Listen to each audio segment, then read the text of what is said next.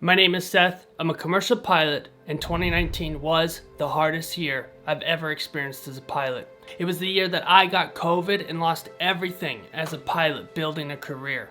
This is my untold story, and I'm finally revealing it to my audience of what actually happened, right here on Commercial Pilot in Command.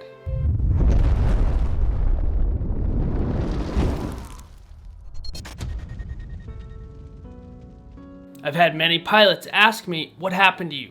How come you stopped posting videos? There's a lot to cover here, and this video is going to be longer than usual, and it's going to be heavy. If you've been a long-time follower of the channel, I appreciate your loyalty and being a subscriber. Having you as part of this journey has always been on my mind, and it's time that you get your questions answered about my absence. So I appreciate if you stick around to the end of the whole story. Alright, we all know how hard 2020 was. There's no denying it, it sucked. But what you never knew before now is that for me, 2019 was far worse. Way worse. One minute I was flying cargo Metroliners across the Rocky Mountains, and the next minute I couldn't walk 10 feet without almost wanting to pass out. In 2019, I started working for a cargo company in Colorado. Now, I'm not going to mention this company by name because there's quite a bit of controversy with them. However, I'm very confident you know exactly who I worked for flying cargo in Colorado. I've made a couple of videos about them in the past. Living in Florida at the time, I packed up my stuff, I left my wife and kid behind, and I drove several thousand miles across the country from Florida to Colorado to start a brand new job in cargo. I was really excited. Not having a place to live, I decided to rent an Airbnb long term. This was a pretty major sacrifice for me, but it was very much worth the time.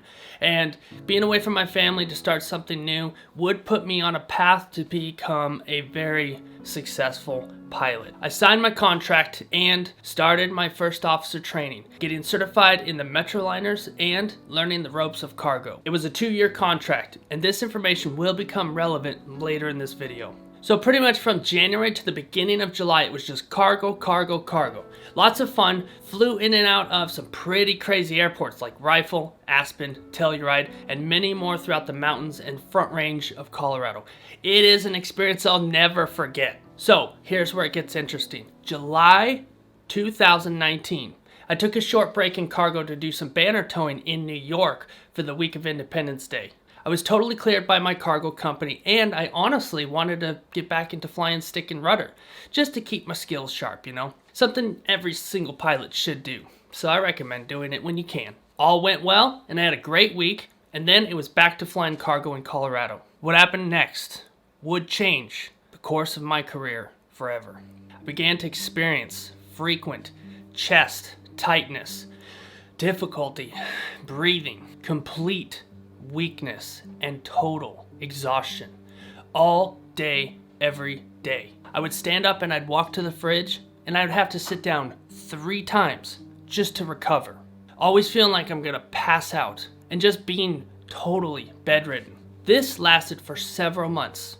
In the middle of 2019, I went to several doctors. I spoke to several medical professionals, had very in-depth testing conducted on me, and every single one of those doctors said the same thing. We don't know what this is. We can't figure out what's wrong with you. We've never seen anything like it. We don't know why your oxygen levels just drop significantly when you stand up. I don't know, it's gotta be altitude sickness. Here's the thing.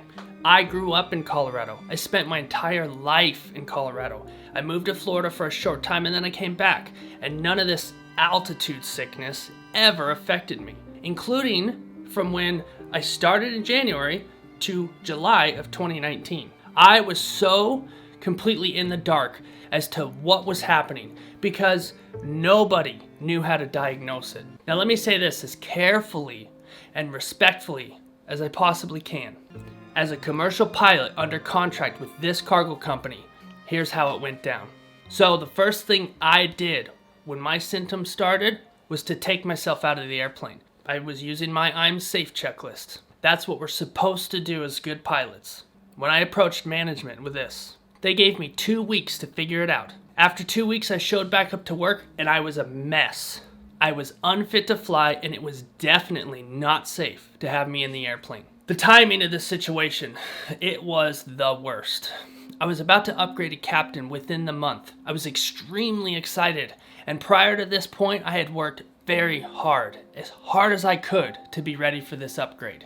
After the 2 weeks were up and I wasn't better, they took me completely off the line. They took me out of training and completely out of cargo. My response was to contribute somehow, to have a role, maybe help in their communications department. It was a big task, but I was willing to do it for them. They began to do financial cuts within the company, and it wasn't long before the communications department was completely shut down.